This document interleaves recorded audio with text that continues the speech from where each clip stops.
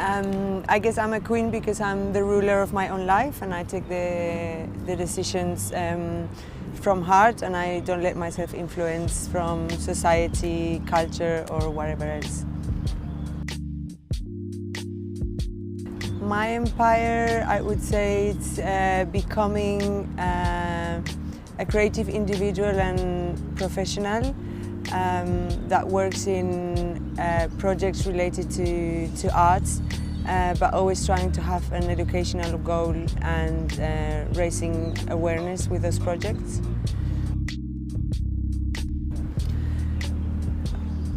Well, I think we live in a society of image, and I think one of the biggest problems is that this society is relating beauty to the way someone looks and always to a physical appearance, and I think beauty is a much more subjective term and is much more complicated than just the way someone looks. For me, I think beauty is, I would say it's almost like a way of seeing life, because I think there's pretty much beauty in everything. It's not only the way you think someone looks. There is beauty in the way someone helps someone that doesn't know. There is beauty in the smile of a child. There is beauty in, you know, the way someone moves, the way someone walks. So I think actually if you're able to find beauty within yourself, then you're able to find beauty in pretty much everything that's around you.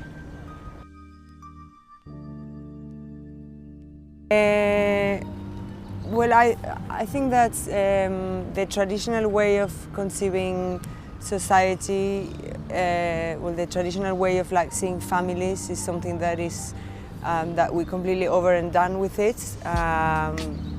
The way of thinking, as in like, oh, mom stays at home and takes care of the children and dad goes to work, that's something that's we're completely over and done with it. But I think there's still a very important and a very special connection between the mom and the child, especially in the early days of life. So I think it's down to the mom to decide whether she wants to actually take these years to stay with the child and enjoy the beauty of, like, you know, being a mom and, you know, seeing your child. It's down to the mom to do that, or actually just go to work straight away as soon as you can. But there's also quite complicated depending on whatever the situation of the family is, because some people don't even have the choice of taking that decision, let's say. But it's always down to the mom, and as long as you do what you feel, I think it's fair enough.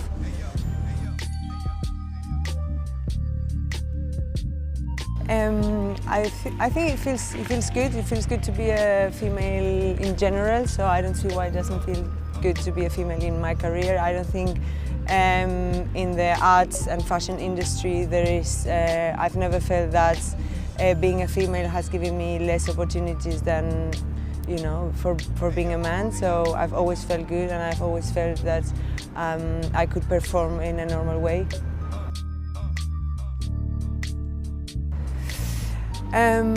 Actually, that's a question that I've been asking myself as well, because it is actually the case that sometimes, you know, females, yeah, I don't know, are in this position instead of like helping each other.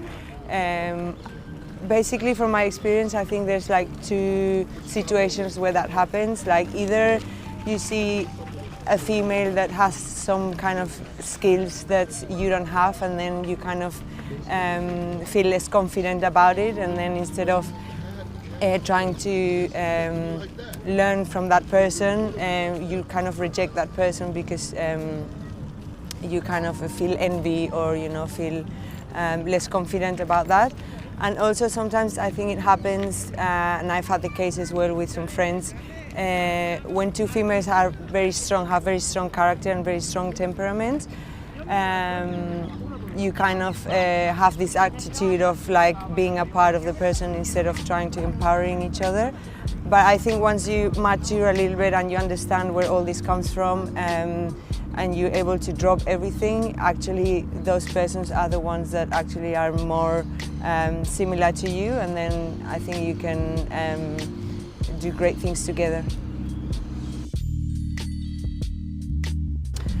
Oh, my story. Okay, so I'm Spanish, and I was born in kind of quite traditional family in some ways, but educational-wise, I think my parents were like quite modern for the time, and they decided to take us to a German school, which is a bit rare, not having any German relatives or anything. And I think that has defined me as a person as well, and the way I've approached my future, because I've always been a very active and very curious person, but learning and studying in a school that has a completely different culture sort of makes you even more curious and makes you understand that not only what you see around you is what actually exists. So I think curiosity has brought me pretty much everywhere, and is one of the reasons why I've taken a lot of decisions in my life. Then I went to live in Berlin, and that was, I say that's actually the time where I realized I had wings, and I was able to fly, because I realized how many opportunities you have out there, when you're out of your city and you see everything that's around you. So I had like different experiences there with different companies. Then I went traveling for quite a while, and I think traveling has made me much more aware about who I am and where we live, and the things that I actually want to do and are more important to me. And in my past 5 years in London, I define London as a jungle, and I think you need to learn how to survive in the jungle, and I think I'm pretty proud of what I've done over there. And through the experience in London, now I know much more what I want to do professionally, and I'm ready now to embrace whatever is coming and the new opportunities.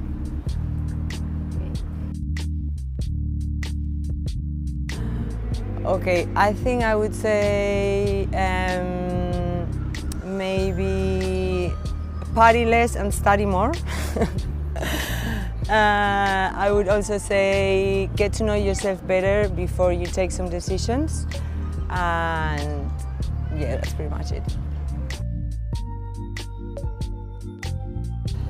I think the two best advices I can give to anyone that's actually trying to achieve a goal in any way, professional or personal, is be patient and be perseverant. I think that whatever you do, if you do it with love and you keep on the good work, things will come slowly. And if they don't, there is a reason for things to happen, and you always have to take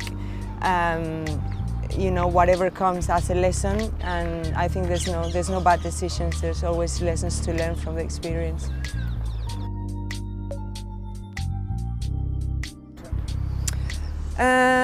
So short term, I would say try to find a project that I can work on to put into practice like all the skills that I already have, and at the same time try to improve in the new skills and the new things that I'm actually going into and learning. And long term, ideally, in my ideally world, I would be traveling the world freely, not having to commit to a place to stay, working in creative projects that have an educational goal, and trying to make things better, in using creativity.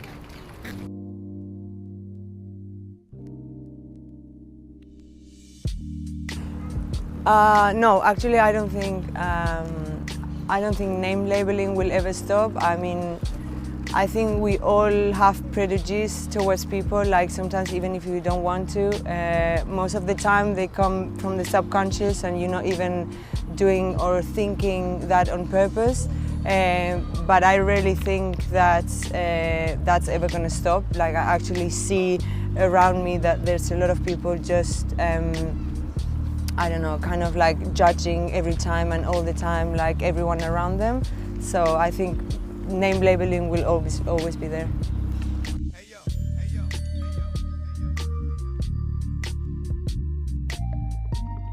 I actually don't think females are not appreciated in the art world, to be honest. So I don't really agree with that statement. Like from my experience, I think I've worked with a lot of females in the projects that I've done, and I think it's about to find the balance in the exhibition that you're actually mentioning.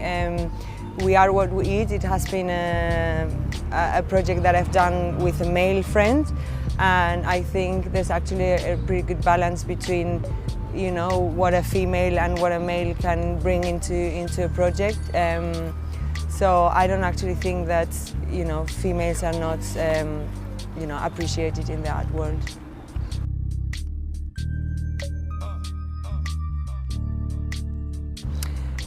There's a few things that I would say. First of all, traveling solo as a female.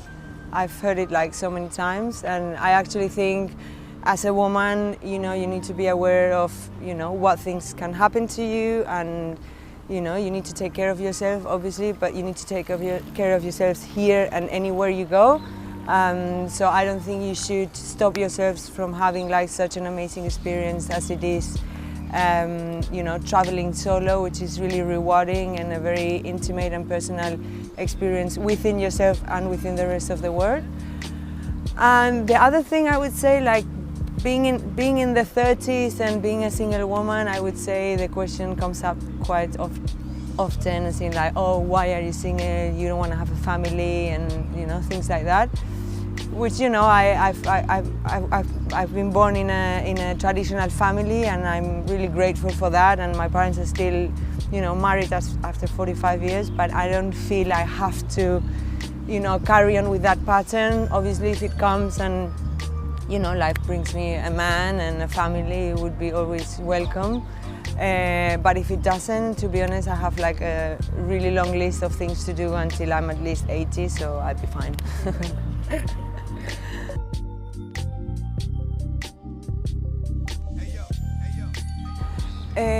Well, I think nowadays the society defines through culture and education and everything what to be normal means.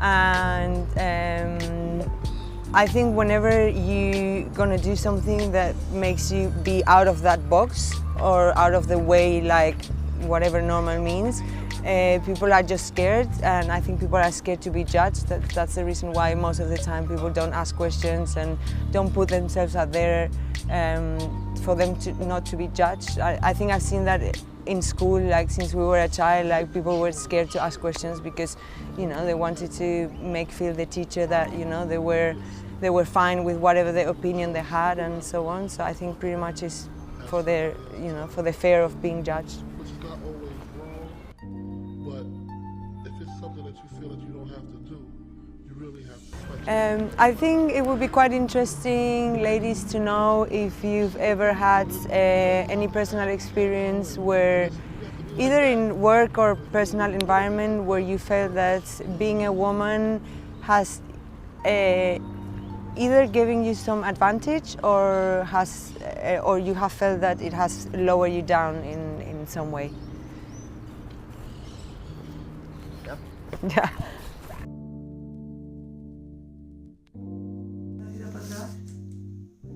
Al revés, para que te vea el ojo. Ahí. No, sí, ábreme el ojo.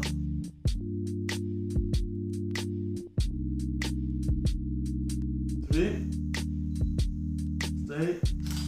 1, 2, 3, staying there.